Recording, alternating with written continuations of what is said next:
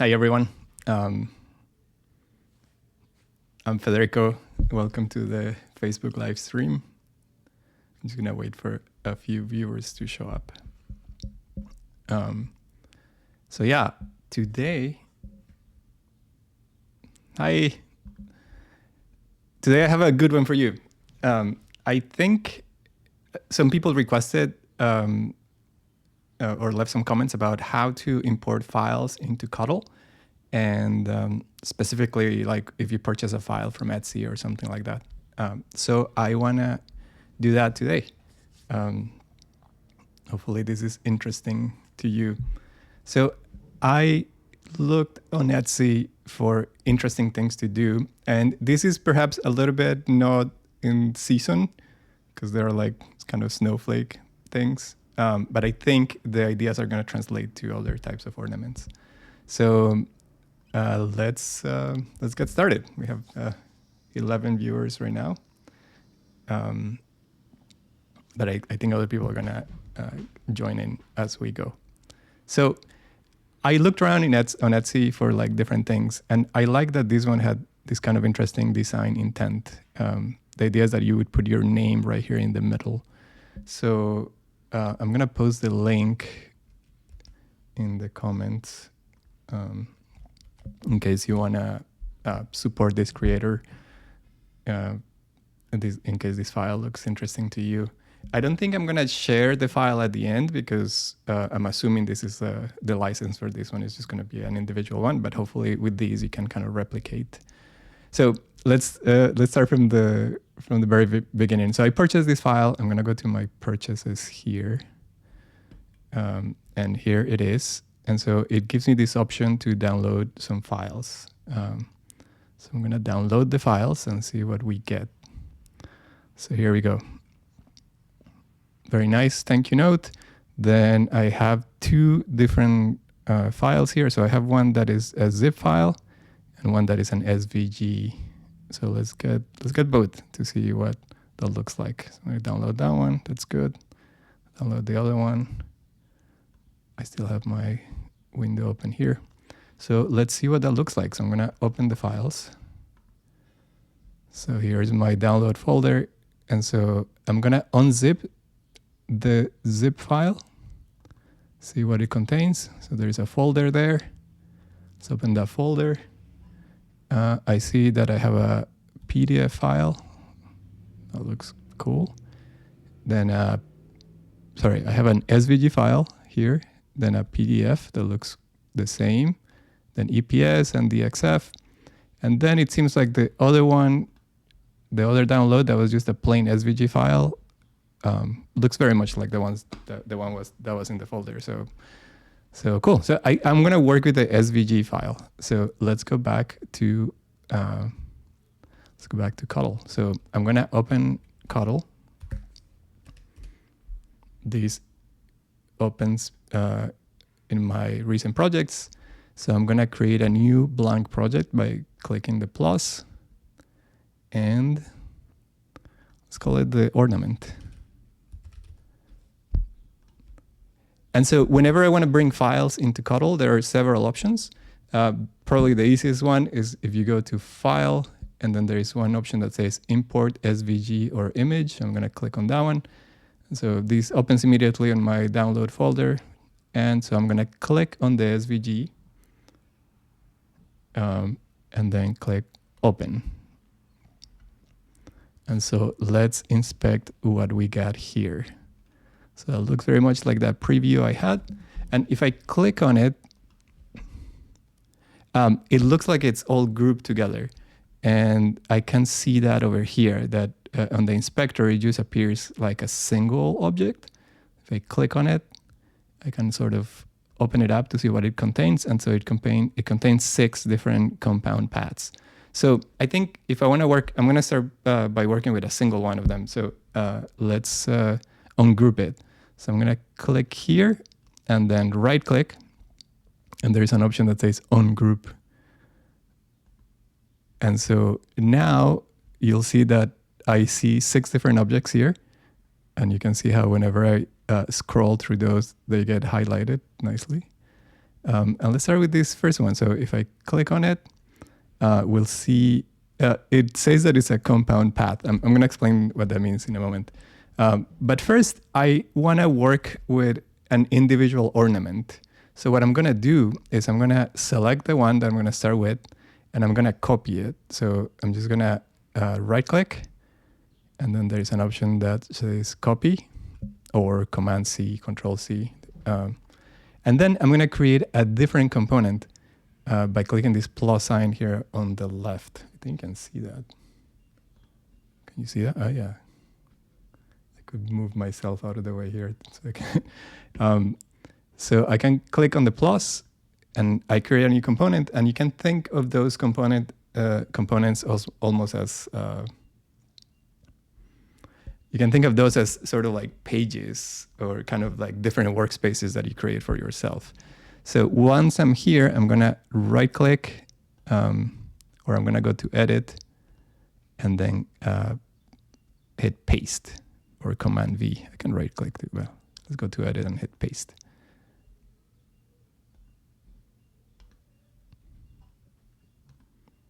There it is. Oh, I pasted it twice. I need to delete one of them. I got impatient. So here it is. So let me explain what a compound path is. So if I highlight these, you'll see that I get this sort of fill on it. But to be more clear, I'm just going to apply a fill. So when I apply a fill, you'll see that there are some paths that are unfilled and some sections that are completely filled. So the idea with compound paths is that it's a sort of collection of paths where like some of them become holes and some of them become filled areas. And so it's pretty much ready to go for our intents and purposes, but I'm just going to show you if for whatever reason you need to work with other compound paths or you want to make changes to it, you can always right click on your compound path, and then there's an option that says release. There's an option that says create and the one that says release. So if I release it, you'll see that now here on the inspector, I just have a very long collection of different paths. And what that means is if I click on any individual section here, you'll see that I can actually sort of move it and edit it. So that was for demonstration purposes only. I'm not going to carry on with this. I actually want it as a compound path for what I want to do. So I'm going to go to edit and then undo until it is a compound path again. So let's get going with the project. So the idea here is that I want to, I think it's easier to work with things when they're right on the center of the canvas. So I'm going to grab it and place it sort of on the center of my crosshairs here. And I'm going to call this one, I'm going to give it a name. I'm going to call it ornament 1. I like to give things names to stay organized. And it looks to be pretty much on the center. I feel like this one could be a little bit better. I'm gonna, I think this top, I'm just gonna make the position 0 right here on the x-axis. That should be sufficient. The other thing I want to do is actually I want the stroke to be a hairline stroke because that would be a cut. And I think I'm ready to go. So, and we'll probably change the fill here in a moment. Actually, let's just change it right now. Just take the fill off. So let's look at the original file. So the idea here, this is the file we got, the one that has the empty section, but the sort of design idea is that you would put a name or anything here, so some text. So that's what I'm going to do. I'm going to grab some text. Oh, I could just grab this one right here. So I'm going to place it right on the center. Oh, actually, before I place the text, I think one thing I like to do is to check the size that I'm working with. So if I select these, you'll see that I get this size right here. It says 2.45 inches. A really quick way to check if your size is roughly what you want is that you can hit view. There's an option that says zoom to real size. And so if you haven't done this, it will show you a calibration prompt. But this zoom to real size is going to show me something very close to real size that I can sort of see, sort of sanity check on the screen. And I think it's 2.5 inches wide. It's pretty small. I think I want to make it 3 inches. So I'm going to just click here on the size at the bottom and type 3 and enter. So that just kind of sized it to, sort of what I want to do before I move on. And that changed the position, so I'm going to move it up again.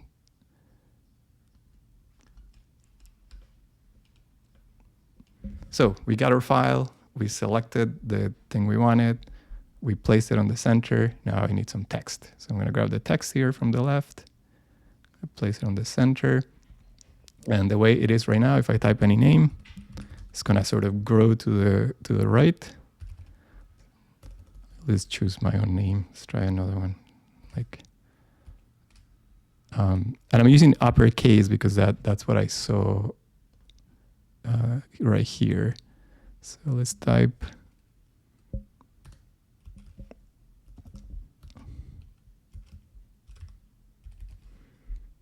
You can ask me any questions in the comments if you need to. So it grows to the right, and so I want the alignment to be center. And that looks good. And then I think I'm just going to adjust the size a little bit so it kind of matches what I want.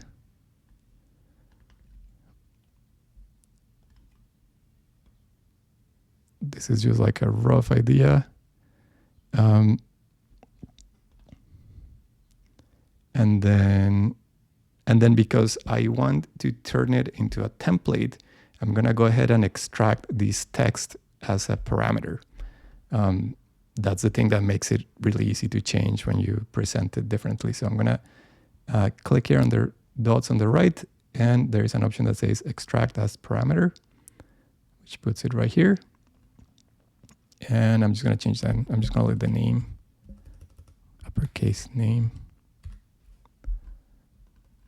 And the operation I want to do here is that I want to join the name itself to the ornament.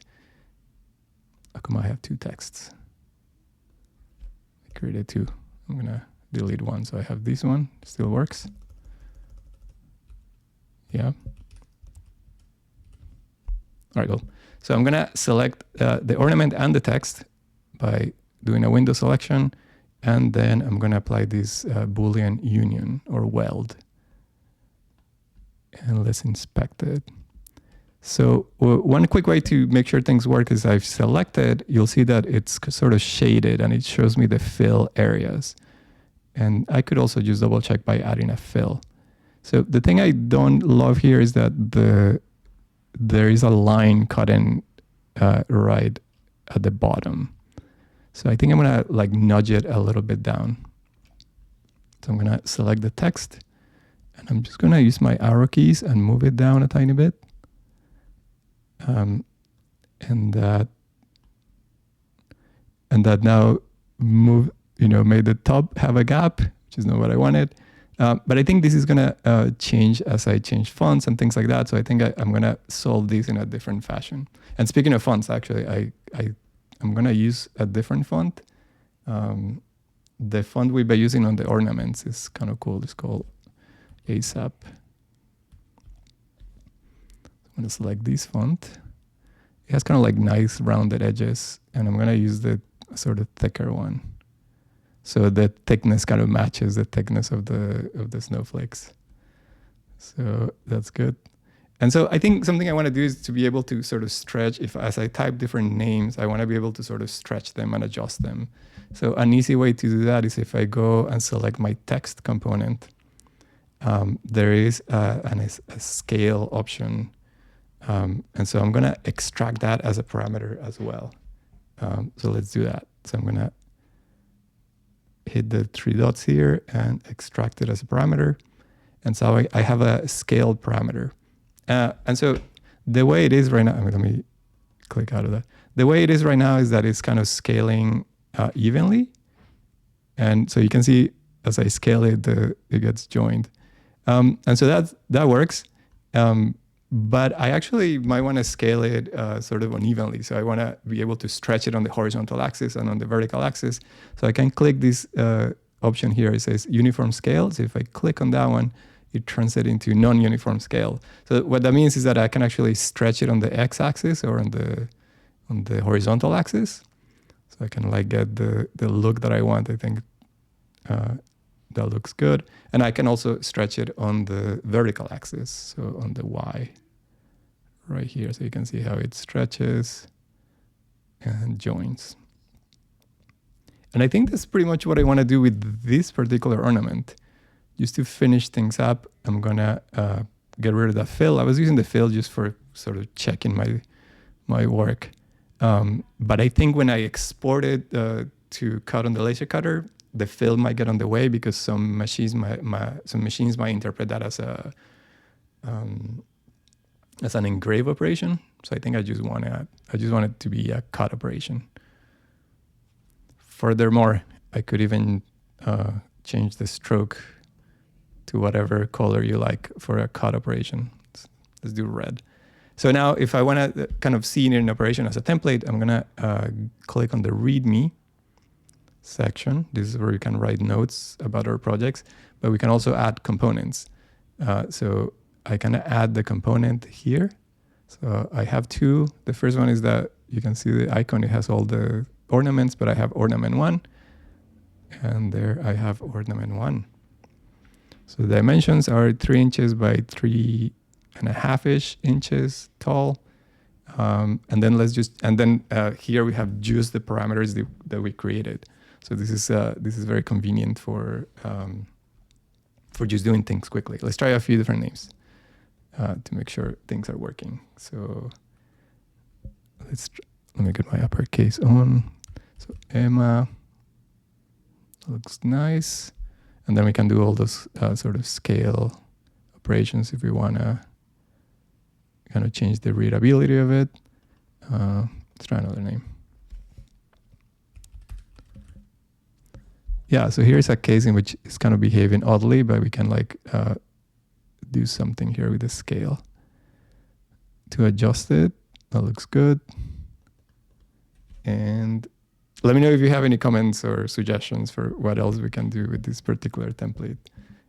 Otherwise, I'll show you another example. I like how this one looks. It looks nicely centered, and then whenever we are ready and we want to export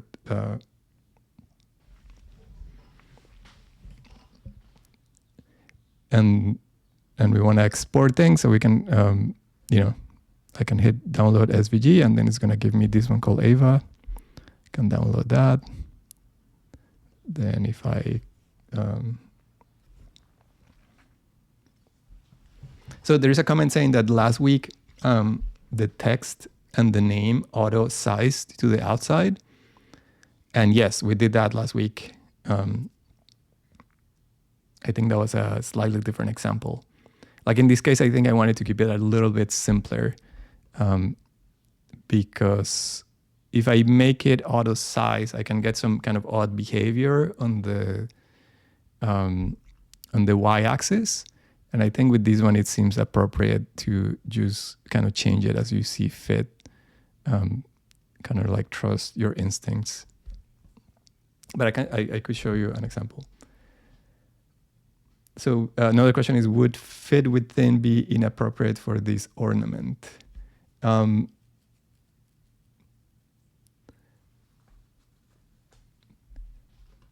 Maybe.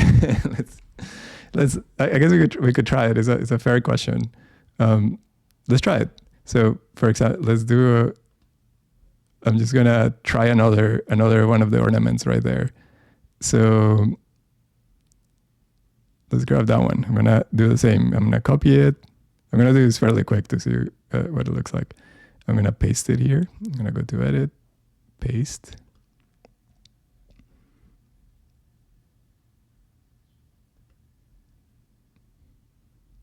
There it is. I'm gonna place it on the center the same way I did the other one. I'm gonna select it. I'm gonna change the stroke to a hairline. because I want that to be a cut. So, and then let's try that text again. So I'm going to grab the text. I want the alignment again to be centered. Let's try Isabella again. A nice long name. Oh, I guess we want to try the fit within. So if I select both of these, so I have the text and the compound path, and let's try that. So I think, yeah, I think I might get some like strange behavior. Let's see what I'm doing here.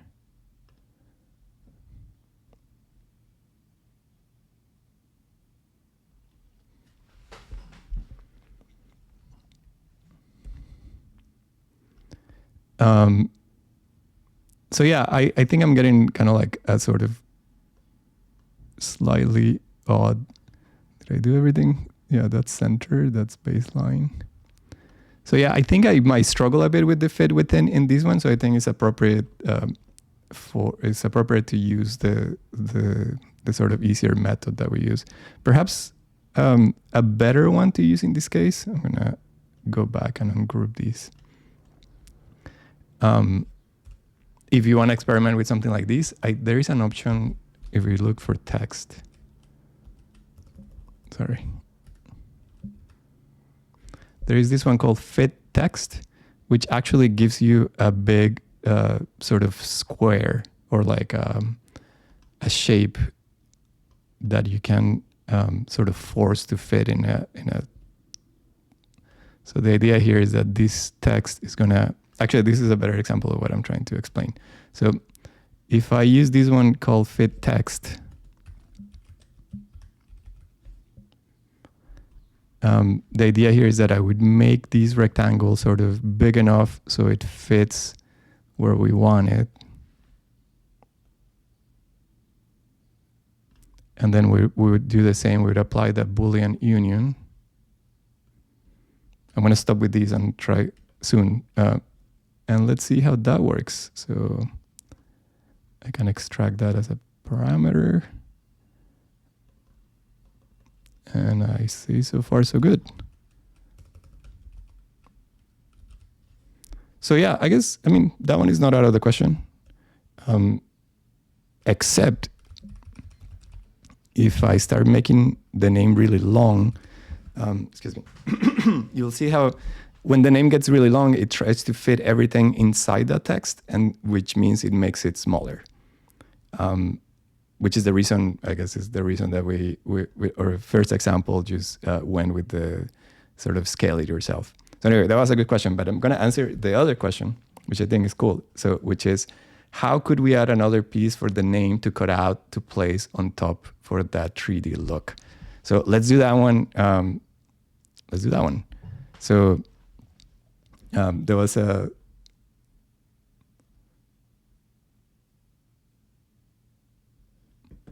so let's, I'm gonna leave this one as is, but I'm gonna duplicate it because we did all that work already. So I don't wanna necessarily repeat that.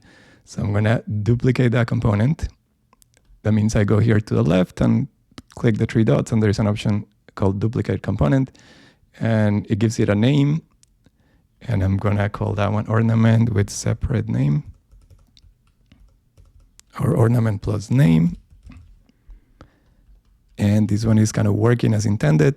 But the idea here is interesting. It's very, it's relatively simple. So when I inspect that group here, meaning I'm going to open it by clicking the little triangle. So I know I have a component called text, and I have the compound path, which is the ornament. So I'm going to duplicate the one called text. So I'm going to right click on it and duplicate it. But then I want to drag it outside of that group. So the probably easy way to do that is I'm going to click on it. I'm going to drag it and kind of drag it up. And so that places that text outside of that group. And that means I can now move it. So I'm going to move it by placing it here on the outside. So the cool thing we just did is that we created these, we have 2 copies of that text, but if I change the name here, you'll see that those two copies are affected by the same parameter. Meaning I only need to type it once, which I love it. So if I click on the text here, I might just want to cut it, use the same color for cutting, or you can do a different color depending on what you're doing. But it's kind of as simple as that. So if I go to the README, I have a component here that simply turns into, keep on using Toby's name, although I was trying to use other names. I want to adjust down. But then I have a different component that creates a sort of different project. So I'm going to click here. I'm going to add a different component on the README. I click here and I have one called ornament plus name. And so the way we constructed these, they're kind of now independent.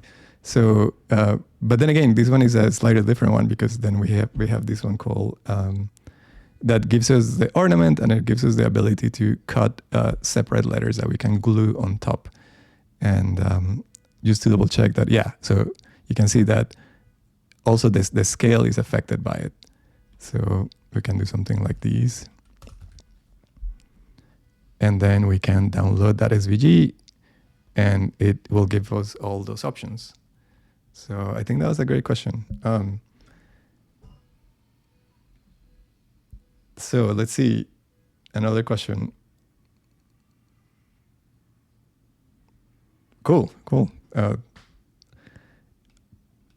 Perhaps I have 3 more minutes. If you have any other questions, I can answer it. Maybe a sort of fancy change I would make to this second one we created. I'm going to give it a title, a heading, ornament.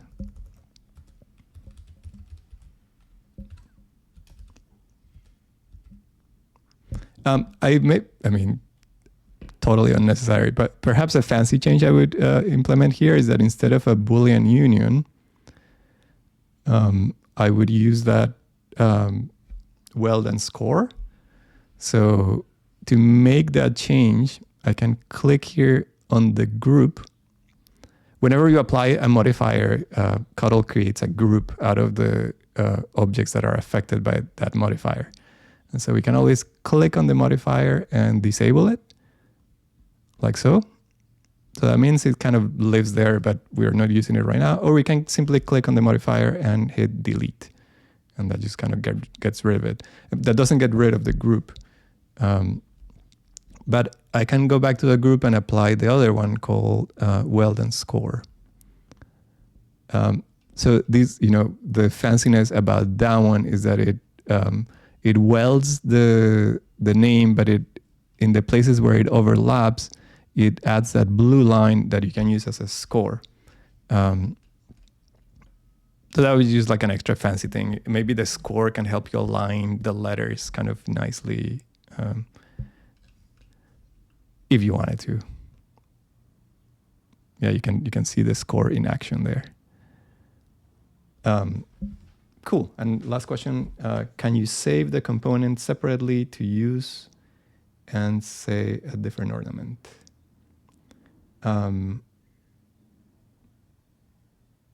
If I understand the question, can you save the component separately? I'm assuming that you want to create a different project with the component.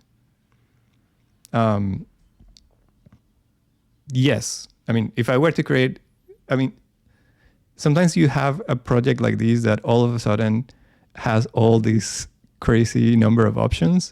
And perhaps you want to just start,